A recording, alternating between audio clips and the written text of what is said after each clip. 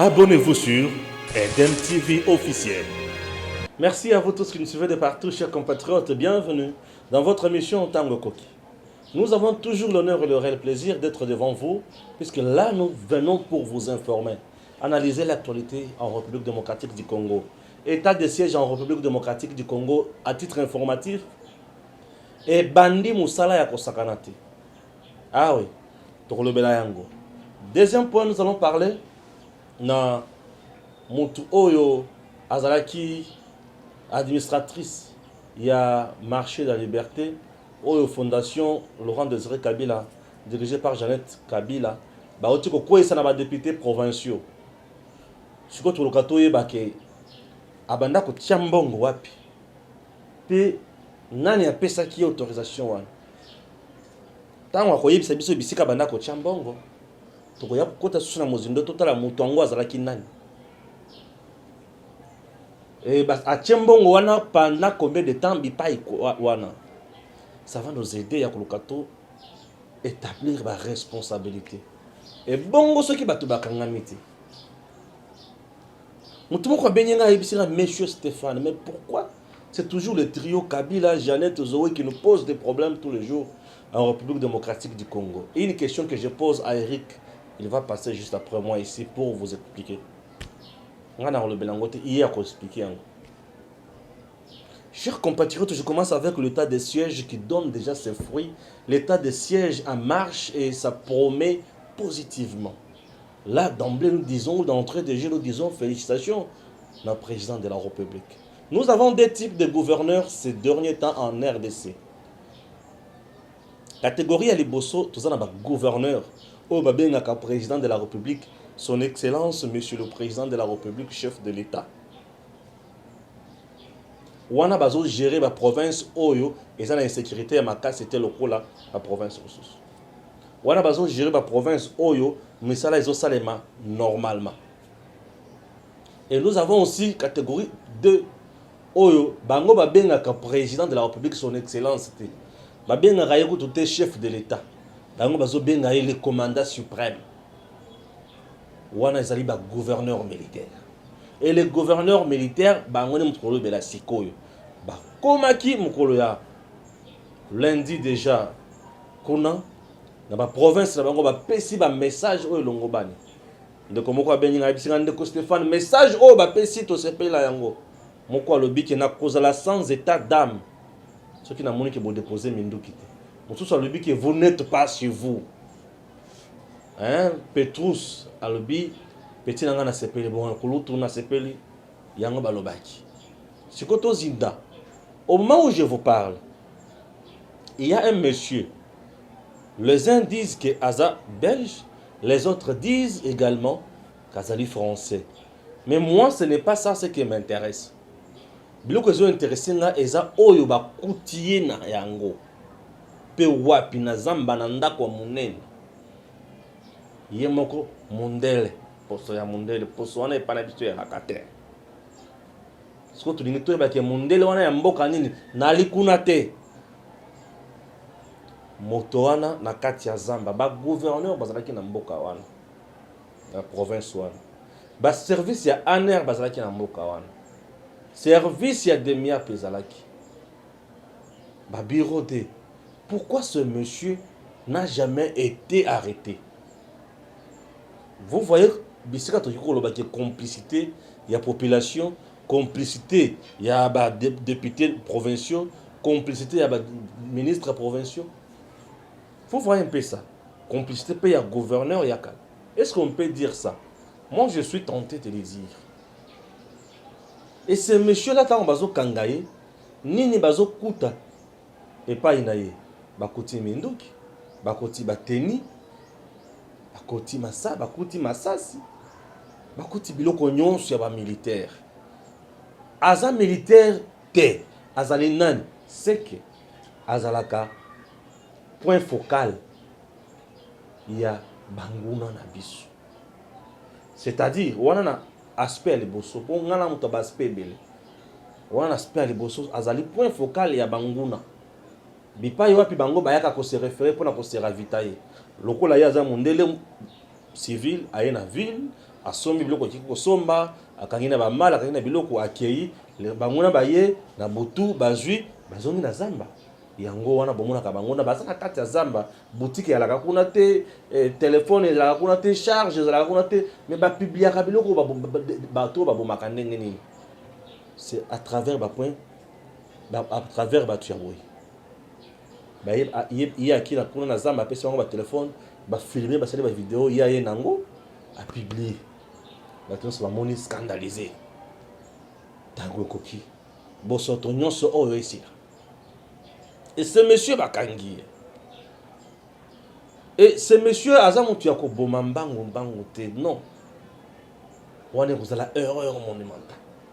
Azali motu ya kozwa ye malamu kotorture ye malamu aloba bosolo aloba biloko wana pesaka banani.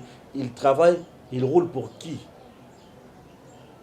Tango bakozwa biloko nyonso wana ekozala motu ya mingi akoyebisa biso asalaka mosala mpona banani.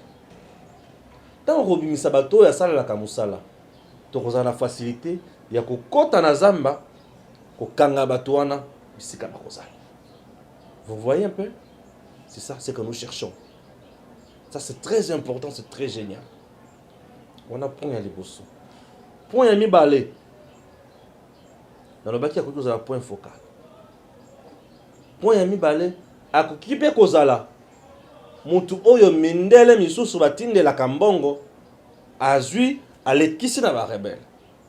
Puisque bato ebele balobaka ke barebele bamilisi ebele bazala kuna bazala bamilisi ya mindele. Aza wana na kati ya zamba po azwaka ake kopesa bango.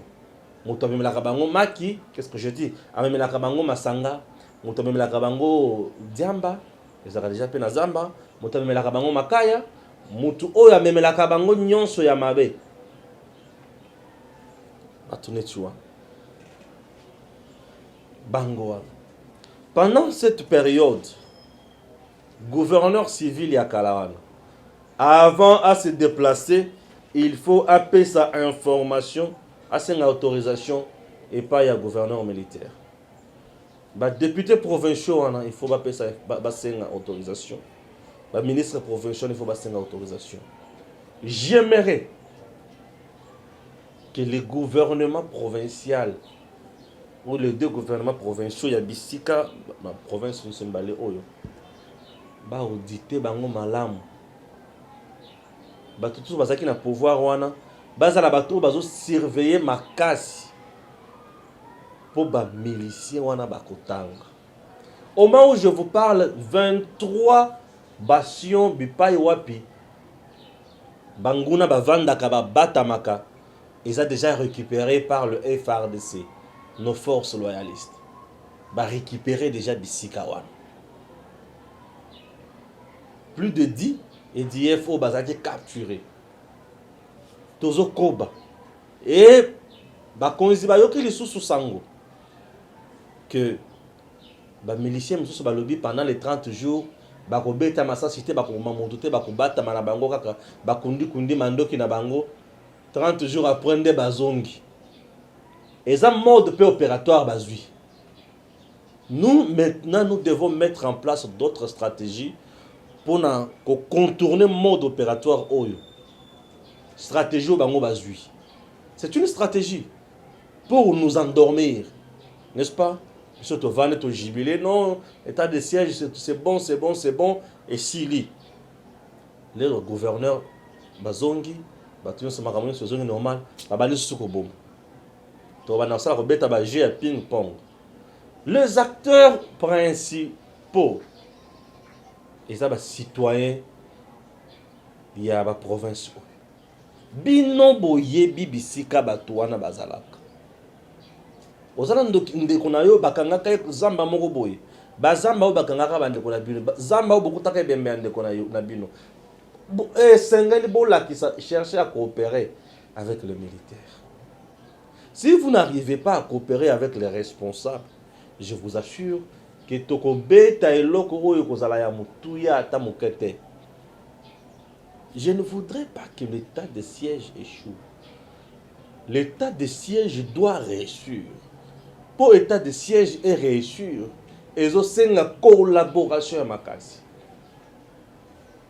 ba milicien nyonso bazalaka de mèche na certains responsables la kati ya pouvoir na biso bakoluka basala la stratégie wana mais soki bino boyebi bango bo dénoncer bango bokangi bango ekozala mutu ya mingi mais bato pe obozo kanga wana bozalaka pressé ya koboma bango te bopesa bango nde torture oyo kosunga bango mpenza bayeba ke bato mosusu baza na zamba il faut babima.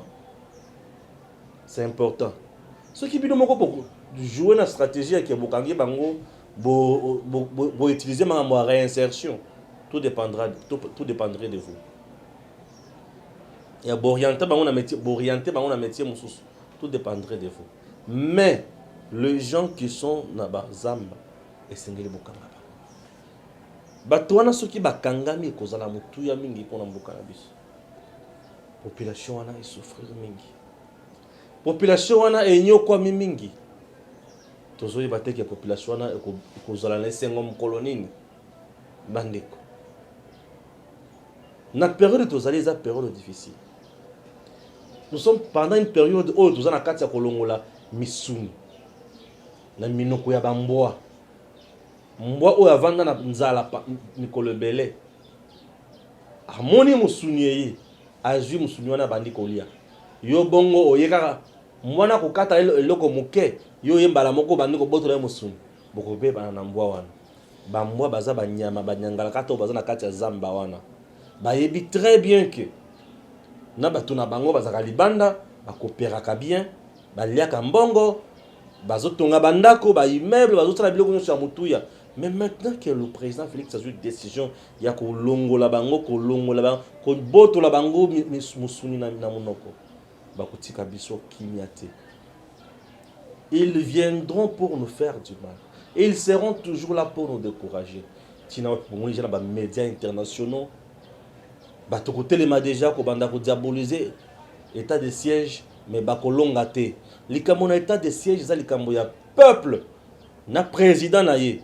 Et tant que le président a décidé à pesi pouvoir na bato songolo pakala bato wana esengeli ko tia bango maboko. Ko talela bango. Ko pesa bango confiance. Ba mabiso likolo. Osi ba mabiso likolo te. Tokozala na passe. Bato na bazana bosenga ba sentir présence na bulle. Ba sentir apport na bulle. Ba sentir qu'ils sont aimés. Ba sentir que bazana bato bazo za simana bango. Ça nous fera du bien. Voilà, toujours avec le même sujet. Je laisse la place à Eric. Il va se développer dans le lengi na même sujet où on a bandé nango ya makambo ya état de siège aux seulement na espace ya Nord Kivu na Ituri et bongo na kozonga lisusu poto kota lisusu na makambo ya Jeannette Kabila makambo ya Kabila na Zoé lisusu Petro kota makambo ya marché de la liberté. Botala comment cette dame a roulé tout un état et c'est très méchant. Restez toujours là. Eric. Merci Ndeko Stéphane pour notre intervention au Sala. Tozolobela certainement cet état de siège ndenge ici au Bandaki kolobela par rapport à la situation au niveau est de la République démocratique du Congo.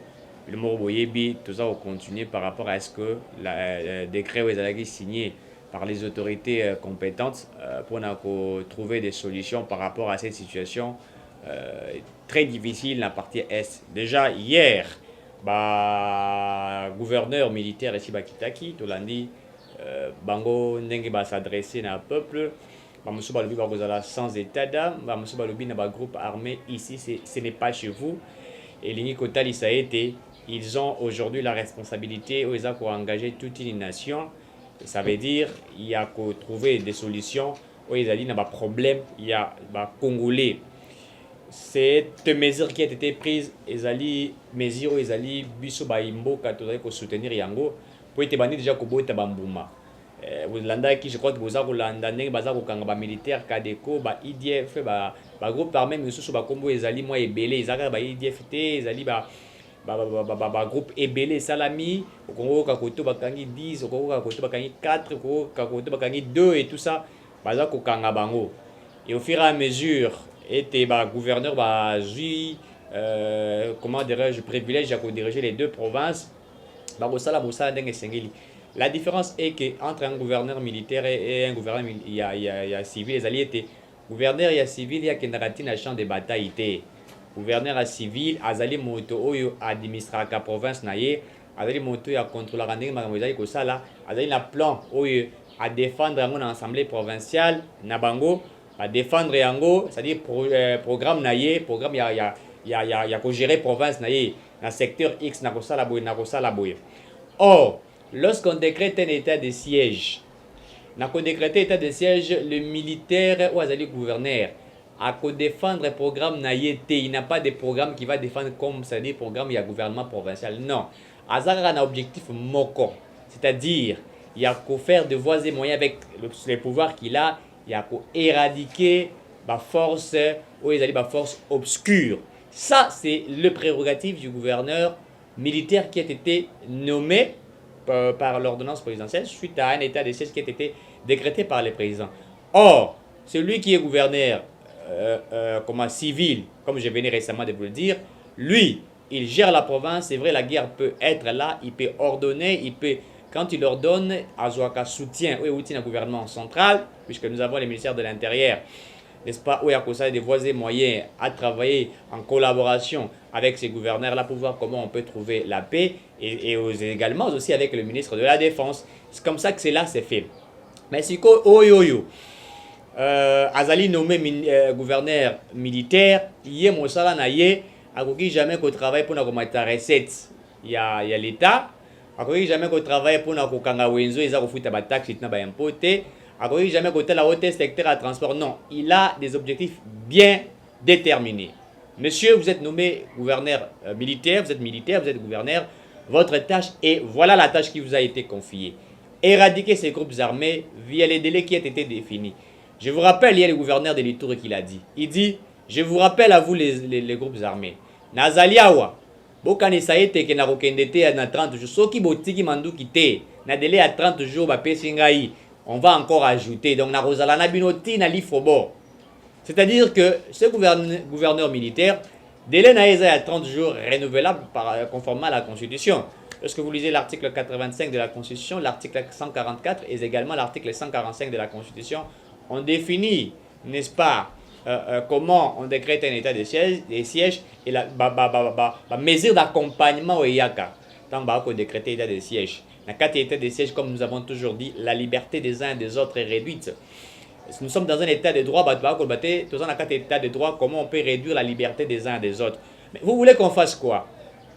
On réduit votre liberté pour vous donner la vraie liberté. Ça veut dire, lorsque vous êtes là, au niveau de l'Est, vous n'avez pas une liberté de sillonner facilement. Vous n'avez pas la liberté de travailler. Vous n'avez pas la liberté, même quand vous avez un gouverneur, comment dirais-je, civil. Puisque à chaque moment que vous tentez de faire certaines choses, vous êtes en insécurité de là où vous êtes. Et il y a certainement des groupes armés, Bazakoya Ponako, terrassé bino. Il y a des autres groupes rebelles, Bazakoya Ponako, Bomabino, Bazakoya Ponako, exploiter ma matière, et Bozako Koufa au fur et à mesure. Et également aussi au-delà de ça, Bazako violer maman la bino, Bazako violer bandeko la bino, Bazali ko bebisa même organe génitaux ya basi, et ça dans la bande, puisque nous avons vu des vidéos Ezako les kakuna, au moins la moins 3, 4 mois, 5 mois, où il va violer, basi Bazako violer, Bazako zobanzete, Bazako tu bisika na bango ya bomwasi, et tout ce qui s'est passé au niveau de l'Est, ça touchait. Certainement, ça touche nous qui sommes ici au niveau de Kinshasa. Également aussi certains Congolais qui sont un peu partout. Quand on va regarder toutes ces vidéos et ça leur a passé. Maintenant, quand on décrète cet état de siège, c'est pour que l'on puisse trouver certainement des solutions à ces problèmes-là. Le gouvernement a éradiqué totalement les groupes armés. Ça sera une réussite. Il y a président de la République. Et pour Nabango, puisqu'ils sont là, il y a des gens qui dirigent, qui sont à Kinshasa, Bango Bazako diriger à niveau de la province, crime Bazako Salema Bazako diriger, orientation, ce sont eux qui sont en train d'orienter. Et même Toyoka qui même d'hier, nous avions informé Kibino, Toyoka qui même dire à niveau à MONUSCO, MONUSCO même il n'était pas tout à fait d'accord pour l'état des sièges Joana. Pourquoi? On sait comment ces gens-là opèrent et tout ça qui d'ailleurs na bango puisque ça fait déjà plus de 10 ans, pratiquement 20 ans que la MONUSCO est alliée en République démocratique du Congo, mais il n'y a pas de solution qui se laisse voir. Il n'y a pas de solution. Comment on peut abattre des gens à 100 mètres de la MONUSCO? Comment on peut abattre des gens à 200 ou à 300 mètres de la MONUSCO? Parce que quand tu as MONUSCO étant commis en retard, les criminels ici, au moins les criminels viennent de partir il y a 5 minutes. Mais la MONUSCO, vous étiez là, vous allez à 100 mètres. Qu'est-ce qui a fait qu'on puisse abattre ici et que vous ne soyez pas informés? Lorsque Mamadou Ndala est mort, pourquoi? Puisque Mamadou Ndala était un sujet de la complicité, que ce soit au niveau de politique interne et des politiques internationales. Pourquoi? Puisqu'il fallait éradiquer ces groupes armés et on l'empêchait de les faire. Et donc aujourd'hui, les choses sont en train d'être améliorées. Nous avons aussi appris, je crois que de Stéphane Awuchiko Sabino Yango, c'est un monsieur français, il a continué en Europe, c'est un monsieur français, monsieur Djoua Rémi Kinolot, je crois que je n'ai pas massacré son nom. C'est un sujet français, M. Joan Rémy Kinon, trouvé à l'est du pays avec des effets de guerre qu'il vend aux groupes armés dans l'est de la RDC. Donc, ce monsieur français qu'on a trouvé, Oyo Mosale Bandi, militaire Bakosala Mosala, patrie donc vous n'avez pas droit. Oh maman, c'est ma maison, ce n'est plus ta maison, c'est maintenant. D'ailleurs, la loi Bakajika le dit clairement. Les sols et les sous-sols appartiennent à l'État. L'État, l'État, ndako yo somi na makoki wa yo, nambongo na yo, mais l'État y a bimisi yo wana, puisque l'État est le chef, l'État est le patron. La loi Bakajika le dit clairement, les sols et les sous-sols appartiennent à l'État. Akoye koya alobite papa toza na posa tosomba esika wata ata na volonté ayo ya koteka te bapesi yo mbongo ba évaluer yango bapesi yo mbongo babiso bima kote l'État linga récupérer ça la boy l'État peut le faire. C'est comme ça que l'État s'organise.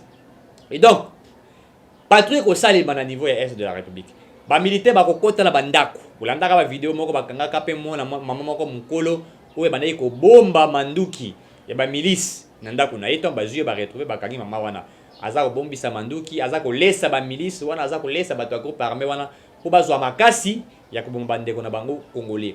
Alors bato ba nommé bango ba gouverneur militaire o ba bandako kota tina bandako ya bato, il faut rappeler aux uns aux autres, ça va se passer comme ça. Bako kota la bandako ya bato basa la patrouille ba bandi ko contrôler ba panzi bilamba ba panzi ba valise ba mati likolo soki boza ba plafond ba mati ba kele ba wc ba luki ba tali ba kuta yo na eloko te o ba kuti yo na elamba ya ba soda o ba kuti yo na ba arme blanche ba mbeli oyo ya compliqué wana e kataka bato ba kingo ba kuta yo te o na ba pistolet soki ba kuti yo na yango ba kangi yo, puisqu'on va vous poser la question bozu yango ndenge nini lakisa biso mikanda esali ete osomba mandoki soki ozali na ba osexpliquer malamu te ba kangi yo, puisque wana ozali suspect, il faut l'état simba yo na maboko. C'est comme ça que ça s'est fait. Et d'ailleurs c'est pourquoi le monsieur français ici qui a été appréhendé, qui a été arrêté, puisque bakutie na bilamba ya ba soda, bakutie na ba pistolet, bakutie na ba arme ya milai ya minene, nde bakangi ye. Il a été appréhendé, il a été arrêté par le militaire, nde balakisi na ba itandoike, c'est-à-dire on balakisi imaginer pour montrer que c'est monsieur un sujet français, mais qu'est-ce qu'il fait? Il donne et pas ba milice wana ba bilamba ya ba soda. Yango komona ete ba soda ya FARDC ba kiti po ete ba éradiquer, mais baza ko ebate wapi milice te. Milice yango la ti bilamba ya FARDC. Voyez-vous? Donc bango moko ba kobi un peu na inquiétude, ils vont les attaquer comment? Yango baza ko tia ba stratégie na ba code na bango ndenge zalaka na ba armée ba pesa ka ba mot de passe na bango po ete ba repérer qui est le nôtre, qui ne l'est pas. Donc ce sujet français a été arrêté puisque c'est comme ça qu'il fonctionnait. Et je crois qu'il n'est pas les seuls, ils sont nombreux. Ça doit être des Chinois, ça doit être des Coréens, ça doit être, je ne sais pas moi, des Américains, etc. Ces groupes armés, ces groupes armés ne sont pas des Français. Ces groupes armés ne sont pas des Américains. Il n'y a pas de milices américaines qui sont Congolais. Ce sont des milices ougandais, burundais, rwandais et congolais. D'autres milices qui sont des burundais, rwandais, ougandais qui ont fui, qui ont créé des troubles dans la frontière, bamboka na bango, ba armée ya bamboka wana ba poursuivre bango ti ba kimi ba koti na armée na frontière ya biso. Tant ba kouti awa, ba fandi ba bandi pe ko sala ete ko se mettre en force pour ba attaquer ba groupe armé ya mboka na bango. Alors, maintenant le ko ba koti na territoire mosusu ezali ya bango te. Ba militaire ya biso ba remarquer yango ba ko s'attaquer na bango pona ko zongisa bango ko benga na bango. C'est pourquoi vous allez vous rappeler, il y a lieutenant ya Ituri Alobi, vous n'êtes pas chez vous. Il rappelle à ces gens et à d'autres personnes que vous n'êtes pas chez vous. Ça veut dire certainement, mais sous Bakimaki comme étant des réfugiés. Des réfugiés rebelles qui ont fui la partie de la partie du Rwanda, Burundi, etc. Qui sont venus ici s'installer, c'est-à-dire s'installer d'une manière, comment dirais-je, Yakobatama. Bazali Yakobatama, Bazali Kokima Moke Moke. Alors, tango biso pe to remarquer bango ke bazali ba milice yangambo wana tolingi tozongisa bango bisika ya bango puisque bazana na sol congolais ils n'ont pas de documents qui prouvent réellement que ce sont des gens qui sont venus s'installer librement et comme tous les citoyens babandi pe ko semer ba terreur ba atrocité na niveau ya bato bazala ngambo wana baza ko kota baza ko égorger biso na Congo wa to mesana na ko égorger te ba ko égorger bato wana za biloko to landa ka ba Afrique du Sud. La xénophobie, le mouvement xénophobe. Tout le monde a Zambie, égorgement, on voit ça en Zambie, on voit ça au Burundi, on voit ça dans Bamboka wana ezali biso Congo ko égorger penza au kati moto mututo au longoli moto pona mona ke biso balongoli maman moko ba bomi balongoli ka matrice la mission libanda baté.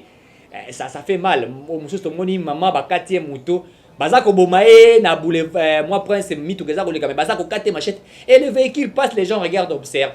Ça, c'est pas habitué aux Congolais ici, aux milices congolais, non. Les milices congolais, pourquoi bateau, bazalaki na nzala. Bateau, bazalaki na mbongo te, ils n'avaient rien. Alors, tant que les milices sont là, na bango, corrompre moral na bango, garantir bango vie. Puisque bazali soutenir na bateau, kopesaka bango, kotinela bango manduki, ravitayaka bango, kopesaka bango bambon. Et c'est comme ça qu'ils sont en train de fonctionner pour vivre. Donc, même les Congolais continuent le mouvement Wana pour vivre. Et c'est pourquoi aujourd'hui, vous avez comment été gouvernement, puisque le gouvernement, je les rappelle, même le porte-parole du gouvernement, Patrick Mouya l'avait dit, le but était ce qui est singulier, était tout le budget mobile Congo. Tout y a pas baïma pinga tout côté Ango pour trouver la solution. Nous vous rappelons, mesdames, mesdemoiselles et messieurs, si la partie est de la République retrouve la paix, le Congo pourra décoller facilement. Puisque cette partie est une partie très stratégique de la République, qui a des immenses ressources naturelles. Je vous dis que si le partenaire de la République, c'est-à-dire des investisseurs, venaient arriver à descendre au sol congolais, à mettre leurs capitaux pour qu'il y ait des entreprises qui doivent être créées, au niveau il y a Est, l'Est est que vous allez développer. Et surtout, dans ceux qui entreprises les salami rentabilité comme on en a, ils vont payer les taxes et les impôts, ils vont employer les uns les autres. Le Congo pourra décoller si facilement. Je vous rappelle que le président avait déjà dit, nous vous demandons à Koti Kamandouki, si vous voulez venir investir, que ce soit au niveau de la communauté internationale, venez, on va signer un partenariat win-win, gagnant-gagnant.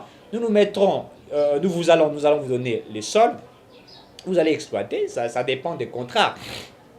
Ça dépend certainement des contrats qui sera signé. Si ça sera le contrat de partage des productions, dans le cas de contrat de partage des productions, vous savez, vous venez, vous trouvez une concession, vous dites à l'État, écoutez, j'ai trouvé la concession, moi j'ai mis mes moyens pour faire des recherches, des prospections ou des injections, je ne sais pas comment on les dit. Vous faites des recherches là, vous trouvez, vous commencez à projeter, à exploiter, vous exploitez, il y a les gains qui se laissent voir, vous dites voilà, nous avons exploité tel, par rapport à ce que nous avons fait l'État, vous allez récupérer par exemple, vous récupérez 40 ou 60 ou 50%, nous récupérons par exemple 60%, ça dépend de ce qui doit être fait, même dans le contrat de partage des productions, ça dépend du contrat dont le gouvernement mettra en place, la politique du contrat qui sera mise en place pour qu'il y ait un partenariat win-win. Au-delà, si par exemple cette entreprise gagnait 60% et que l'État gagnait 40%, c'est pas fini. L'entreprise qui gagne 60%, il va embaucher aussi les Congolais. Les Congolais vont travailler, il y aura des entreprises de sous-traitance qui seront bien respectées, bien établies, puisque on ne refuse pas les entreprises de sous-traitance. Bisonné dans Congo, tout ça, là, quand on m'a bien, entreprise de sous-traitance. On aura un temps où je vais en parler, certainement des entreprises de sous-traitance, comment on exploite des Congolais, comment les entreprises à Liban, ils maltraitent les Congolais, et tout ça. On en parlera un jour où je mettrai tous les documents sur place pour qu'on en parle. Et les Congolais vont en profiter par rapport à cela. Et ça va faire avancer certainement le Congo. Donc, l'entreprise gagne 60%, l'État gagne 40%, l'État aussi va commencer à payer les fonctionnaires et ses agents, les personnels de santé, les militaires et tout ça. Et c'est comme ça que le pays va décoller. Et bien, nguna, bayi Monisco, bayi Mboka Mosus, bayi Bieke, ceux qui ont yango Congo et la décoller. Alors, arrêtons ces gens-là et ça les mater. Ils vont vous arrêter en faisant quoi? On va vous arrêter en créant des groupes armés, on va vous arrêter en payant ces milices-là. On va jouer la complicité avec les politiques congolais. D'autres auront des moyens ici à Kinshasa. C'est que moi, je crains, je suis en train de les dire, qu'est-ce que je crains aujourd'hui? Je crains, est-ce que ces militaires qui sont arrivés dans Solwana, base à la paix, trompés par ces personnes, ils doivent faire attention. Vous savez, civils sont bakangiye, kokatelaye, babengaka, kokatelaye, délai naye à prison, ils ont la différents militaires. Civils sont bakangiyo, même civils sont bakangiye côté, même ceux qui loi les alliés clairs et le bi, nul n'est censé ignorer la loi. Hein? Nemo sensu tor ignorare lege. En latin, en français, qui signifie nul n'est censé ignorer la loi. Ça veut dire qu'ils ont la civile, ils ont la militaire, aux alliés, mais militaire, to police, alali moto ayebi mibeko, il y a l'État. Donc moto ayebi mibeko l'État, ceux qui a bébi si mibeko l'État, condamnation à la plus pire. Ceux qui civil bakatelier 10 ans, peut-être 20 ans ou 30 ans.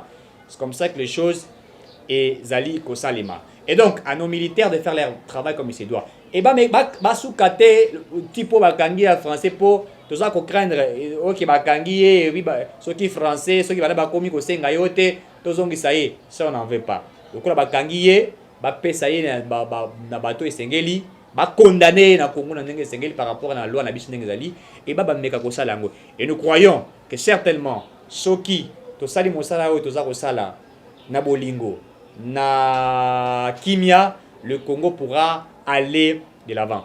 Voilà un peu ce qu'il s'agit de l'état des sièges, comment le procédure ezali kosalema na niveau ya partie à est de la République, et nous espérons et nous encourageons. Déjà, je vous rappelle, les 15 de ce mois, Baï Congo na Kisasa ba kosala marche pour soutenir les FRDC na ndenge bazali kosala mosala bon. Voilà un peu ce qu'on peut dire certainement par rapport à état des sièges à natika maloba epa ya ndeko Stéphane, comme ça pour la deuxième sujet à partir na biso to mekape ko développer yango pour être baibino boza ko landa biso boza certainement bien informé par rapport à la situation économique, politique, sécuritaire, etc. et la République démocratique du Congo.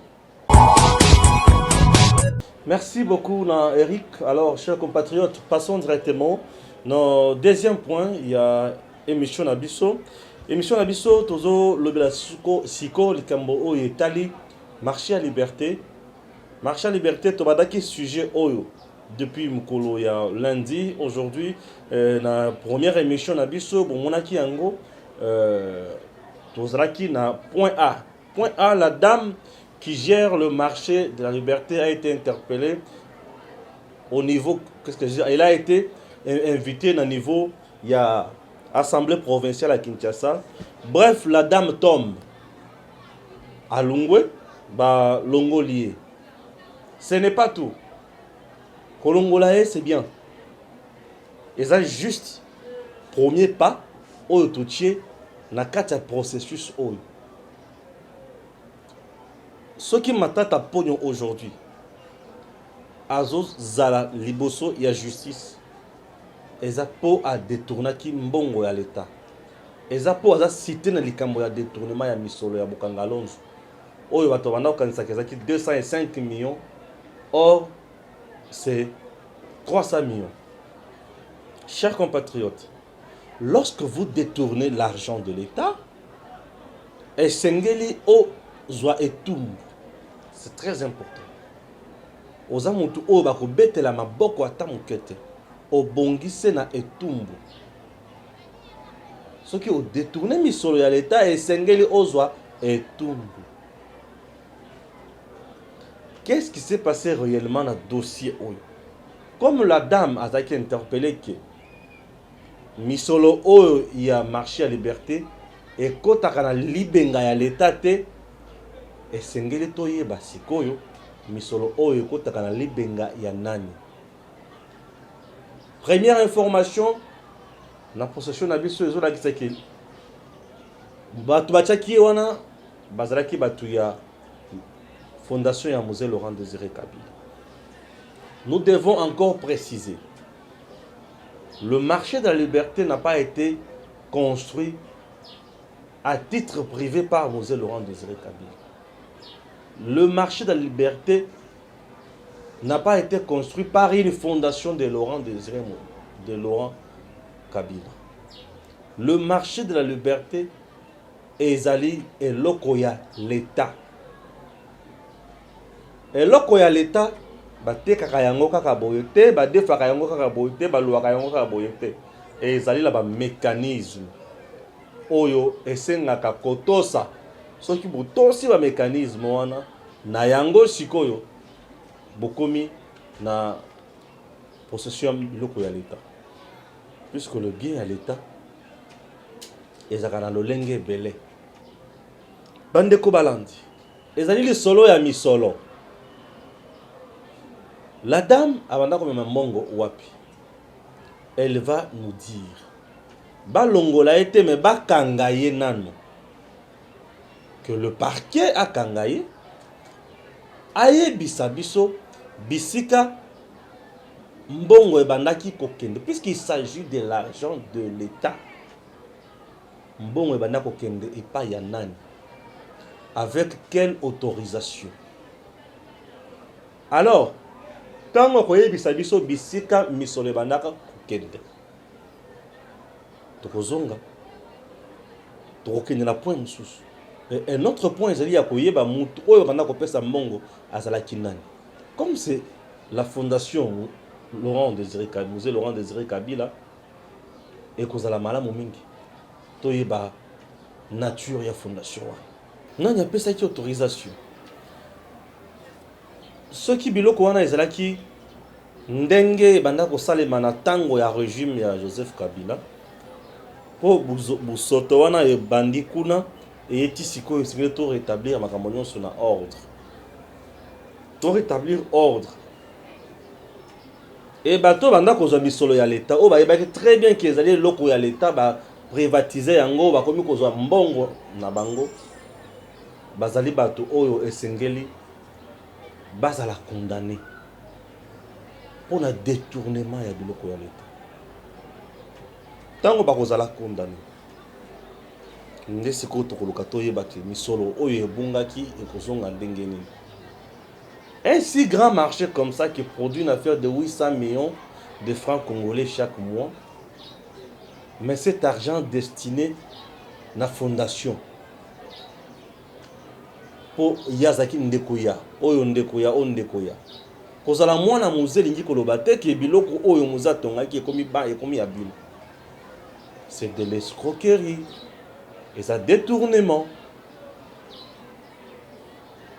Mais musée pe asaki pe makambo ya service national, non? Mais franki pe mais lona nyonso ya service national ekendaka pe na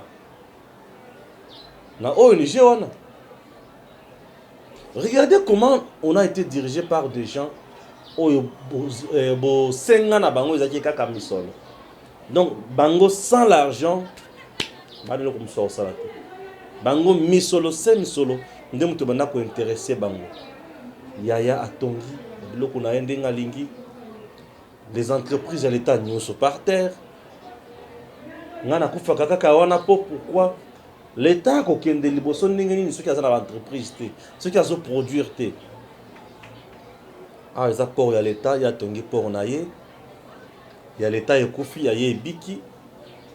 Ya ye ekotisi misolo ya l'État ekufi. Ya komi na mbongo ebele l'État tikali pauvre. ah l'état aza na bateau te ya tie bateau na ye l'état azosala eloko moko te bateau ezosala banavete na ye misolo ekoti atie na libenga na ye bato baye mpo bainvestir na mboka na biso ye azwi bango atie bango bazodépendre na ye moko. Les entreprises publiques congolaises oyo ezalaki en marche azwi yango bapesi yango na maboko ya bato l'état akomi na 17%. L'état atikali mwana bitinda na kati ya eloko na ye moko misolo ntango ezobima na libenga na bango mpo bato wana bazodépendre na bango. Regardez comment ces gens ont détruit le pays. Aujourd'hui, politiquement, le régime Kabila, notre clan Kabila, ils ont déjà anéanti. Mais économiquement, Batouana Batikali très fort.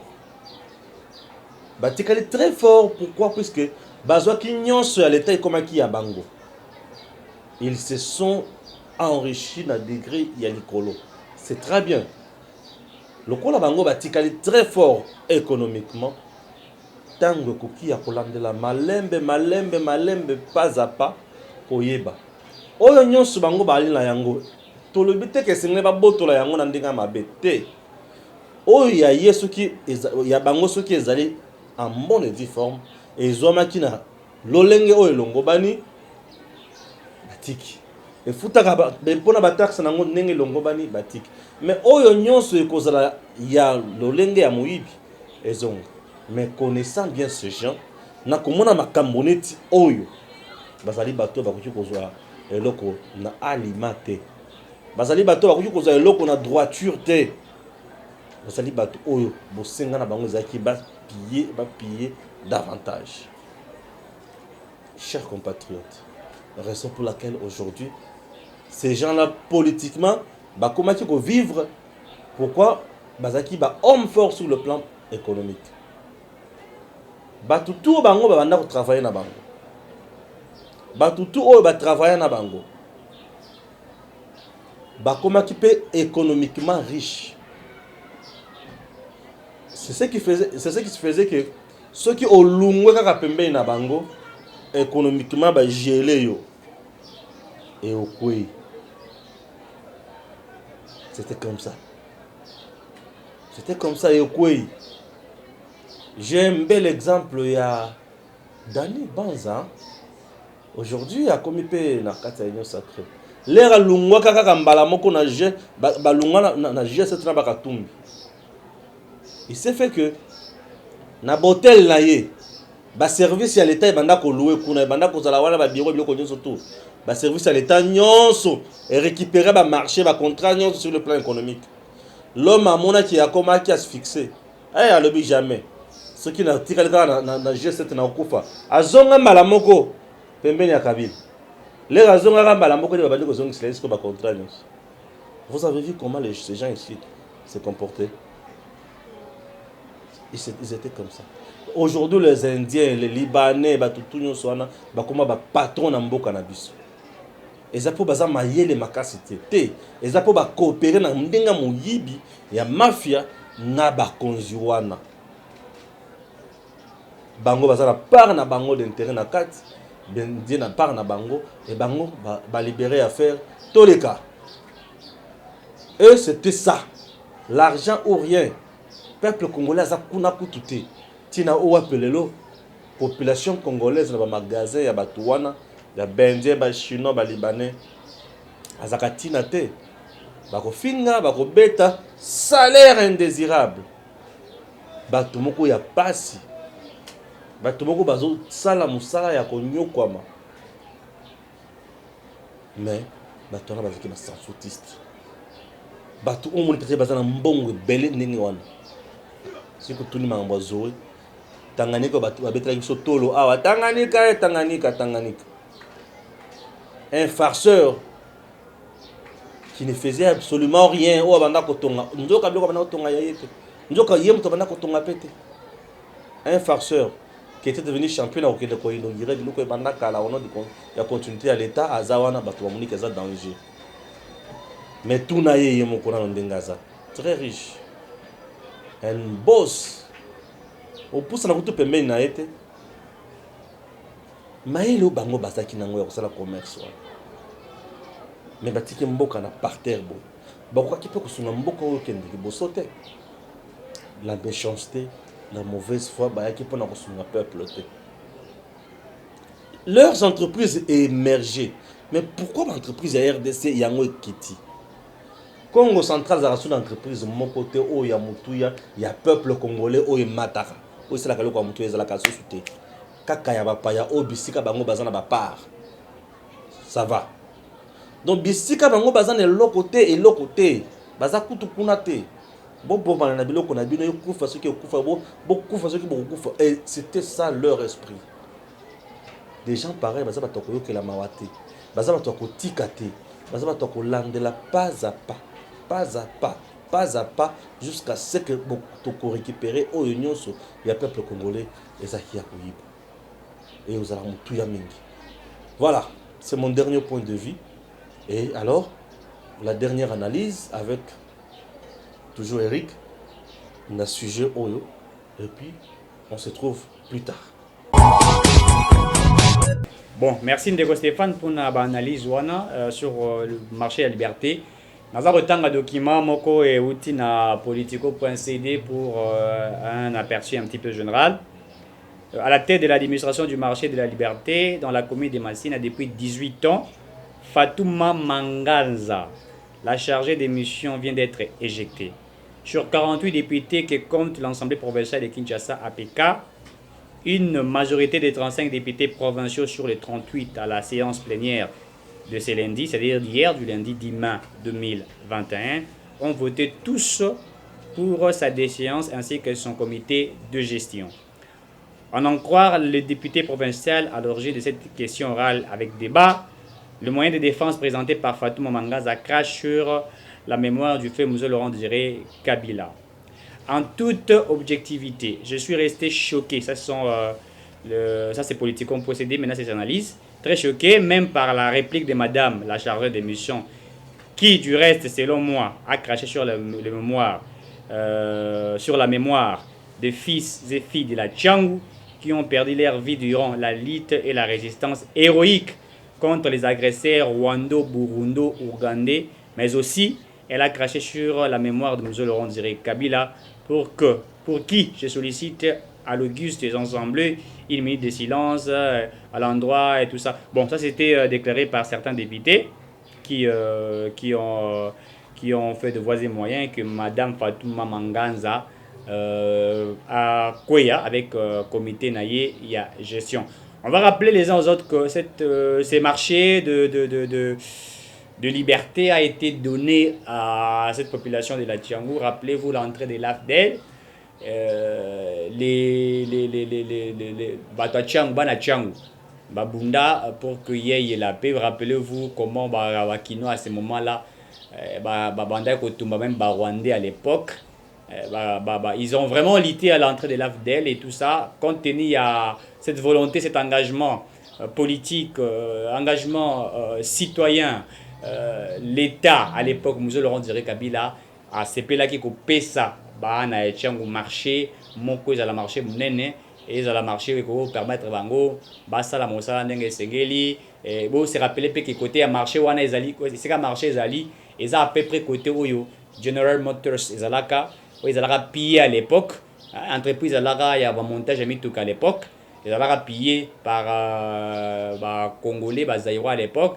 Alors compte tenu ya récompense oyo bana changu fait engagement politique wana tchango basalaka musée a sollicité il avait trouvé mieux il y a coupé sa bango marché où ekoki ko sala été se retrouver bateka bato bazaki ba vendeur en bila ba kota na kata marché activité ça les maka. Donc ce côté là vraiment c'était un côté où General Motors entreprise ya kala ya montage jami tuka ezalaka. Alors qu'est-ce qui fait que Fatouma Akoya Fatouma a commencé à gérer ce marché, ça fait pratiquement 18 ans, si je ne me trompe pas. On a Bossani, mémoire que rappelez Ngaï. En 1998, je crois, en mois août, après entrée à 1997, M. Laurent Désiré Kabila a décidé que le gouvernement il y a des voies et moyens, bâtir là-bas Congolais marché, pour permettre Bango va fonctionner. Alors, Fatouma a commencé à gérer ses marchés depuis très longtemps. Très longtemps, marché wana et Côte Sakambong, ils allaient à peu près dans 8000 et quelques tables. Oui, ils allaient dans marché wana. 8000 et quelques tables. Ils allaient dans marché wana. Bato batekaka bafutaka l'état pas connaît et ça les maka. Mais le problème, ils allaient au comité de gestion, ils allaient été mbongo esengeli Fatouma futa. Parce que les marchés wana, ils allaient marcher à l'état. Mais bah pesa yango famille ya Musée Laurent Désiré Kabila. Bon, moi ma famille, ils ont rappelé compliqué chose en entreprise na oti bande ko na ba gérer gestion za mabe. À 98% tout ça là yango to meka ko évaluer ce qui entreprise ali confier na batu ya famille et posera toujours problème comité de gestion za mabe. C'est démontrable un peu par-ci par-là. Ils allaient marcher à l'état. Ils allaient marcher à l'état à Cheli yango bana ya Changu. Mais comité de gestion m'a géré en ndeko ya musée Fatouma Manganza. Famille Musée Laurent Désiré Kabila ne bazali ko gérer marché wana. Marché à l'état ba pesi yango famille ya Musée Laurent Désiré Kabila ba gérer. Donc likondo etali mbongo ezande ko kende na ba benga ba kongole ba loga ba soki libenga. Na ko yokola lingala malamu. Na libenga na bango. Mbongo nyonso ekotaka nde pa ya bango. Ce sont eux qui amasse des sommes colossales, il faut le dire. Bangonde ba giraka yango. Ba taxo ba congolais ba futaka poete na kata marché ba futaka. O ka o ba ba ko tikela bango ba ticket ba futa. Na bato ba tekaka pembeni ya marché ba futaka ba ticket na bango. Mo nyonso ezalaka géré pa na bango. Ce qui est curieux, ce qui est étonnant, même bourgmestre azwaka mbongo te. Bourgmestre ya Masina azwaka mbongo ya wenzete mbongo mutaza ko gérer yango Fatouma talaka à l'époque Kabila président pour Kabila petanga comme président yo kosimba Fatouma kosimba ina ndenge nini. Voyez-vous, mbongo nyose ezande ko kende pa na bango mbongo ya l'état eza ko kende pa na bango. Or mbongo ya marché wana soki gestion ezalaki malaba balinga ba créer sous marché mususu. Balinga ba créer sous marché mususu ata ba kiti yango côté ya nzele. Basali marché peut-être à dimension pe à marché central tout ça. Po bato balunga maluku. Balunga nsele, balunga mikondo ba ko ravitailler le marché central. Marché central était marché, il y a liberté. Marché à liberté, ils à peu près les mêmes, c'est à peu près même prix dans le bloc vendé côté comme le marché à Zandu. Bata musu banda ko boya ko kenezando pour na transport pour bloc Zandu presque ndenge moko. Ils a penser ko lekate. Soki na Zandu li papa ezali 1700, au moment on a peut-être na marché à liberté ba ko tionga ta 1750 1800 mutongo à matisi mo moké pour na transport. Abi ki na kena ko soma na marché central. Mais Fatouma na bato na ba gérer yango mabe. Balei mbongo ya l'État, ils ont bouffé l'argent de l'État. C'était la famille de Musée Laurent Désiré Kabila. Est-ce que devrions-nous dire que le fait balongo la comité de gestion naie, ils allaient chasse à la sorcière pour miko ba ko ebisa biso que non ils allaient chasse à la sorcière. Motement on a Facebook à lobby matata ye bolibo kang matata ne bokanga evita kamera bino bolingi ka bokanga la régime na bino zaka ko bobeko kanga. Eza obeko kanga te. Ezali l'État nda ko sala mosala na ye. C'est pour mettre à ce que bateau baroya tango baroya sika tango aussi tâche de responsabilité, il faut qu'il y ait une méthode de gestion, il faut qu'il y ait une sengeli. Pour ça la mosala na ndenge sengeli mbonga l'état pesa yango.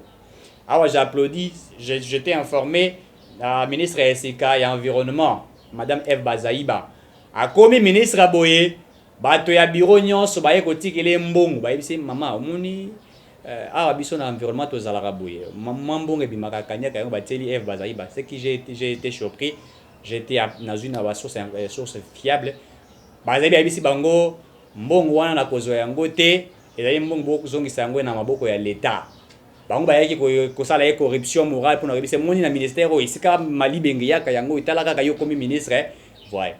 Ce sont des choses à applaudir. Et ça la même chose même Yves Bokulo, oya comme ministre de la jeunesse, tant que ministre du tourisme. Pratique wana ba agent bazalaka nango bayaki ko talisa ye.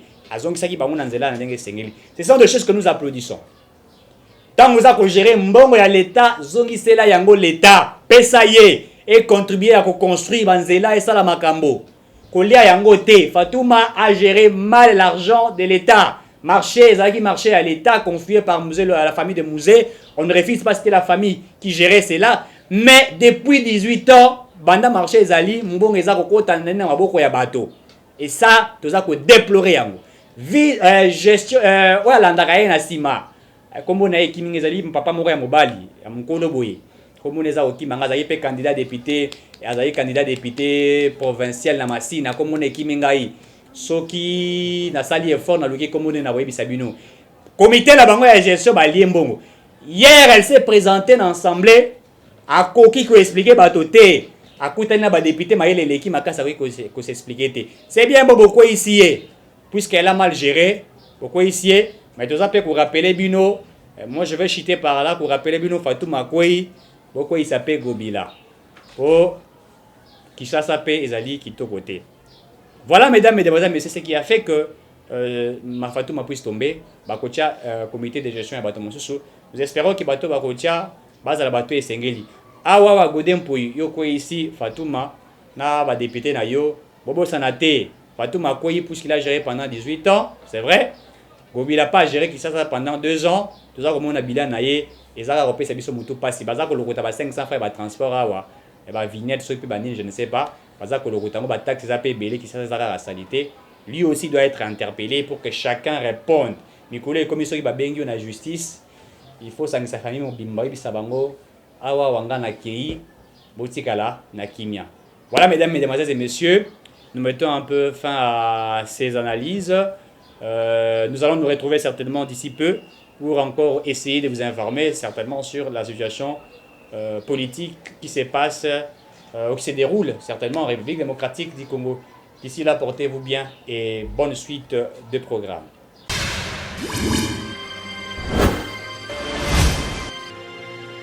Abonnez-vous sur Eden TV officiel.